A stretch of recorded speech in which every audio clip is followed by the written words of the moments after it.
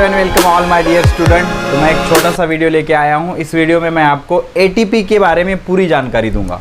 Okay, तो basically ATP क्या होता है, तो लॉजिकली ऐसे सोचो कि जब एरोबिक या अनएरोबिक रेस्पिरेशन होता है, रेस्पिरेशन दो लेवल का होता है, एक बॉडी लेवल पर और एक सेलुलर लेवल पर। सेलुलर लेवल पे कैसे होता है, सेलुलर लेवल पर हर सेल तक ब्लड क्या करता है, ऑक्सीजन लंग से एल्वेओलस या एल्वेओलार मेम्ब्रेन हमने पढ़ा है। ओके, जो लेक्चर सीरीज फॉलो कर रहे हैं उसको पता होगा। तो रफली अगर मैं बता दूं तो लंग से ऑक्सीजन को हर बॉडी सेल तक पहुंचाया जाता है और स्मॉल इंटेस्टाइन में जो हम फूड खाते हैं डाइजेस्ट होने के बाद ग्लूकोज बनता है, उसका ग्लूकोज को हर सेल तक पहुंचाया जाता है। ये दोनों के कॉम्बिनेशन से रेस्पिरेशन होता है और फाइनली कुछ स्टेप फॉलो करने के बाद, जो कि हमने ऑलरेडी देखा हुआ है, अनएरोबिक और एरोबिक दोनों रेस्पिरेशन में कुछ स्टेप फॉलो करने के बाद फाइनली हमें एनर्जी मिलती है। किसके फॉर्म में, एटीपी के फॉर्म में। किसके फॉर्म में, एटीपी के फॉर्म में। तो एटीपी को करेंसी ऑफ एनर्जी, एटीपी को क्या बोला जाता है, करेंसी ऑफ एनर्जी। ठीक है ना। So ATP is also called as energy currency. ATP को क्या बोला जाता है, एनर्जी करेंसी भी बोला जाता है। ठीक है, तो एटीपी का थोड़ा सा पोस्टमार्टम हम करेंगे। तो मान लो एटीपी माने क्या है, पैकेट्स ऑफ एनर्जी। एक कैरी बैग है, कैरी बैग के अंदर एनर्जी छुपी हुई है, उसको फोड़ोगे अंदर से एनर्जी निकलेगी, उसको फोड़ोगे अंदर से एनर्जी निकलेगी। ये हो गया लॉजिकल थिंकिंग। लेकिन इसके पीछे की केमिस्ट्री क्या होती है उसको अच्छे से समझेंगे, आराम से समझना। तो एटीपी का जो लॉन्ग फॉर्म होता है वो होता है एडिनोसाइन ट्राइफॉस्फेट। ट्राई मतलब तीन, फॉस्फेट, तीन फॉस्फेट ग्रुप होते हैं। और ये एडिनोसाइन क्या होता है अभी मैं स्ट्रक्चर से आपको समझाने की कोशिश करूंगा। ठीक है, उसके बाद देख लो एटीपी एक एनर्जी रिच मॉलिक्यूल होता है, इसमें बहुत सारी एनर्जी स्टोर होती है। अब कैसे स्टोर होती है देखेंगे, टेंशन मत लेना। तो एटीपी के तीन कंपोनेंट होते हैं, there are 3 components of ATP. ATP के कितने कंपोनेंट होते हैं, 3 कंपोनेंट। एक है एडिनिन या एडिनाइन, एडिनिन कुछ भी बोलो, ये नाइट्रोजनस कंपाउंड है, इसका ये स्ट्रक्चर है। अब 10th लेवल पे इसके स्ट्रक्चर की जरूरत नहीं, लेकिन अभी रट्टा मार लोगे तो आगे बहुत काम आएगा, नीट में भी। और नीट में आप 11th 12th में केमिस्ट्री में भी काम आएगा और बायोलॉजी भी अच्छे से समझ आएगी। तो ये एडिनिन का स्ट्रक्चर है, ये नाइट्रोजन ग्रुप है, ये नाइट्रोजन, ये डबल बॉन्ड, ये N-H, ये NH2, ये जो फंक्शनल ग्रुप होता है इसको अमीनो ग्रुप बोलते हैं। कौन सा ग्रुप, अमीनो फंक्शनल ग्रुप होता है ये। ठीक है, सो ये पहला नाइट्रोजनस एडिनिन होता है, नाइट्रोजनस कंपाउंड, नाइट्रोजन है ना इसलिए इसको क्या बोलते हैं, नाइट्रोजनस कंपाउंड। दूसरा जो पार्ट है एटीपी का वो होता है पेंटोज शुगर। कौन सा शुगर, पेंटोज शुगर। अब घबराने की कोई बात नहीं, पेंटोज माने इसमें 5 कार्बन होते हैं इसलिए इसको पेंटोज शुगर बोला जाता है। अब ग्लूकोज का फॉर्मूला क्या होता है, C6H12O6, तो ये हेक्सोज शुगर होता है बिकॉज इसमें 6 कार्बन होते हैं। तो ये पेंटोज शुगर। और कौन सा शुगर होता है इसमें, राइबोज, ये राइबोज का स्ट्रक्चर है। ये कार्बन, ये ऑक्सीजन, कार्बन कार्बन मेजर करके देखो, 1 2 3 4 और ये 5, कितने carbon, 5 carbon. Oxygen 1 2 3 4 5 oxygen, hydrogen 1 2 3 4 5 6 7 8 9 10 hydrogen. ठीक है ना। तो this is the structure of ribose. Okay, और तीसरी जो चीज होती है इसमें फॉस्फेट ग्रुप होते हैं। क्या होते हैं, फॉस्फेट ग्रुप। और फॉस्फेट ग्रुप कितने होते हैं, 3 फॉस्फेट ग्रुप होते हैं।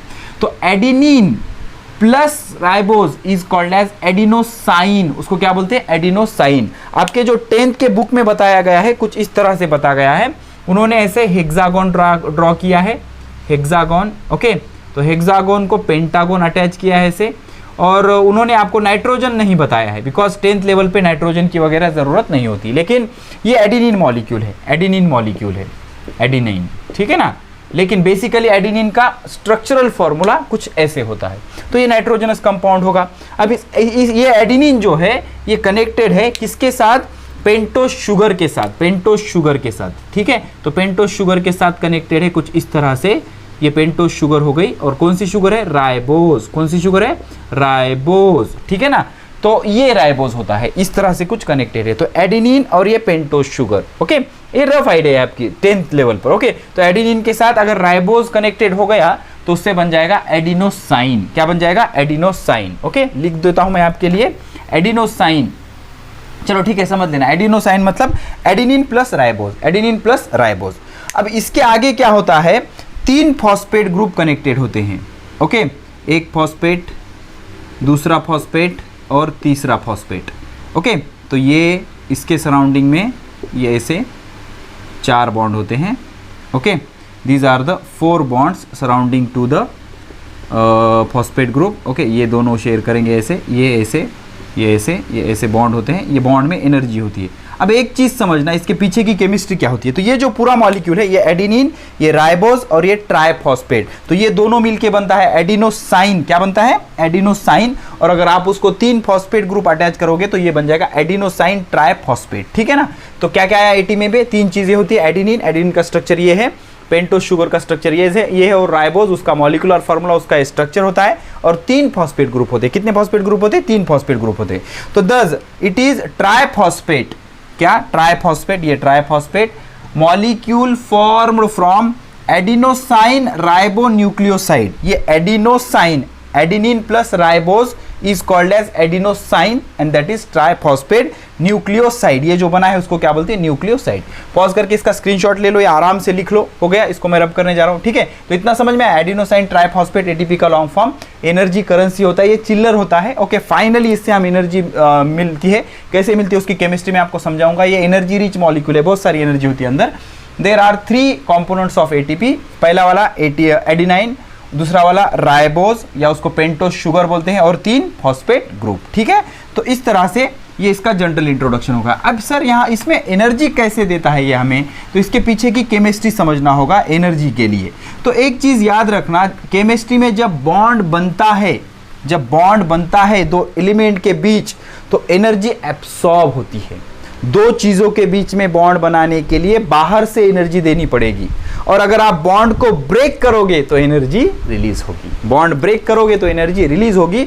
बॉन्ड बनाने के लिए एनर्जी लगती है, बॉन्ड ब्रेक करने के बाद एनर्जी रिलीज होती है। तो ये क्या हो गया? एडिनोसाइन ट्राइफॉस्फेट, ये एडिनिन, ये राइबोज, ये 3 फॉस्फेट ग्रुप। ओके, तो ये phosphate bond with more energy. तो यहाँ का जो ये बॉन्ड है, ये जो बॉन्ड होता है phosphate bond with more energy. Okay, तो ज्यादा एनर्जी वाला फॉस्फेट बॉन्ड होता है। अब होगा क्या अगर आपको एनर्जी की जरूरत है, ठीक है, तो ये जो एटीपी वाला मॉलिक्यूल है ये फुल्ली एनर्जाइज्ड है। मतलब आपके मोबाइल की जो बैटरी होती है ना, अगर फुल भरे वाली होगी तो उसका सिंबल कुछ इस तरह से होता है। ठीक है, तो ये फुल्ली चार्ज्ड है। अब आपको एनर्जी की ज़रूरत होगी। एनर्जी की क्यों ज़रूरत होगी? अलग अलग तरह के आप एक्टिविटीज़ कर रहे हो, या बॉडी में अलग अलग तरह के सिस्टम शुरू है। रेस्पिरेटरी सिस्टम है, डाइजेस्टिव सिस्टम है, अलग अलग नर्वस सिस्टम है, ट्रांसपोर्टेशन सिस्टम है, अलग अलग तरह के सिस्टम के लिए जो एनर्जी लगेगी। तो अगर एनर्जी चाहिए होगी आपको, तो आप क्या करोगे? एटीपी का ये बॉन्ड ब्रेक करोगे। तो जैसे ही ये बॉन्ड ब्रेक हो जाएगा, तो सिचुएशन कुछ इस तरह से होगी। फिर से मैं रिवाइज कर देता हूं। ये हमारा एडिनिन मॉलिक्यूल है। एडिनिन को पेंटोस शुगर अटैच, उसके स्ट्रक्चर आपके नोटबुक में आपने ड्रॉ कर लिए होंगे। और इसके आगे इसको क्या अटैच होता है? Phosphate group. क्या अटैच होता है? Phosphate group. ये पहला वाला फॉस्फेट, उसके बाद ये दूसरा वाला फॉस्फेट, ये 4 बॉन्ड दिखा रहा हूँ मैं उसके। ये ब्रेक हो गया, प्लस एक फॉस्फेट रिलीज हो गया। ठीक है, एक फॉस्फेट रिलीज हो गया। आखिरी वाला बॉन्ड, सबसे ज़्यादा एनर्जी होती है उस बॉन्ड में, तो बॉन्ड ब्रेक हो गया। वो बॉन्ड क्या हो गया? ब्रेक हो गया। तो इसमें से क्या होगा? ये जो मॉलिक्यूल बनेगा इसको बोलेंगे हम एडीपी। क्या बोलेंगे? एडीपी। कोई रॉकेट साइंस नहीं है। एडिनोसाइन, ये एडिनिन प्लस राइबोज, ये है एडिनोसाइन। और ये डी फॉर डाइफॉस्फेट। और ये जो है इनऑर्गेनिक फॉस्फेट ग्रुप। कौन सा? Inorganic phosphate group. इनऑर्गेनिक इसलिए बोल रहा है बिकॉज इसमें कार्बन है क्या? नहीं, कार्बन अगर होता तो उसको ऑर्गेनिक बोलता है। इसमें कार्बन नहीं, इसलिए इसको क्या बोल रहा है? इनऑर्गेनिक। और इस प्रोसेस में क्या हुआ? बॉन्ड ब्रेकिंग हुई। यहाँ का बॉन्ड टूटा ना, तो ये phosphate bond with more energy, ये और ये बॉन्ड से ज़्यादा, इसकी एनर्जी बहुत ज़्यादा होती है। तो ब्रेक होने के बाद बहुत सारी एनर्जी क्या हो जाएगी? यहाँ पर रिलीज होगी, एनर्जी रिलीज। और यही एनर्जी हम एक्टिविटीज़ के लिए यूज़ करेंगे, डेली एक्टिविटीज़ के लिए यूज़ करेंगे। तो अगर आप यहाँ पर अगर ये स्टेटस चेक करना चाहोगे इसका, तो स्टेटस कुछ इस तरह से होगा। इसकी पूरी एनर्जी खत्म हो गई होगी, थोड़ी सी एनर्जी रहेगी इसमें, बिकॉज ये भी बॉन्ड है ना बचे हुए। तो एक बॉन्ड फॉस्फेट का टूट जाएगा और एनर्जी रिलीज हो जाएगी। अब आप बोलोगे सर ये फॉस्फर कहाँ से आया, या फिर ये जो फॉस्फेट ग्रुप है ये कहाँ से आया? तो ये ब्लड के अंदर होती है, ये मिनरल्स कैटेगरी में आते हैं। हम जो न्यूट्रिशन खाते हैं ना, उसके मिनरल्स कैटेगरी में ये आते हैं। तो ये फॉस्फेट को इस तरह से अरेंज करके जो एनर्जी जनरेट होती है, ये बॉन्ड ब्रेक करके हमें एनर्जी मिल जाती है। सो this is all about how ATP is converted into ADP and give us energy for daily activities, regular activities के लिए या बॉडी के फंक्शन के लिए जो एनर्जी लग रही है, वो एनर्जी प्रोवाइड करने का काम कौन करती है? ATP करती है। ठीक है, so there is energy stored in the bonds by which phosphate groups are attach to each other. तो ये जो फॉस्फेट ग्रुप है एक दूसरे को अटैच है, तो बॉन्ड बना मतलब इसके अंदर एनर्जी होगी। अब ये एनर्जी अगर आप यूज करना चाहते हो तो क्या करना पड़ेगा? वो बॉन्ड को आपको ब्रेक करना पड़ेगा, बॉन्ड को ब्रेक करना पड़ेगा। तो आप क्या करोगे? As per the need of the cell, cell को जिसे नीड होगी, energy is obtain from ATP by breaking phosphate bond. ये फॉस्फेट बॉन्ड आखिरी वाला जो बॉन्ड है, इसको ब्रेक करके एनर्जी ली जाएगी। ठीक है, इसको ब्रेक करोगे तो बहुत सारी एनर्जी रिलीज हो जाएगी।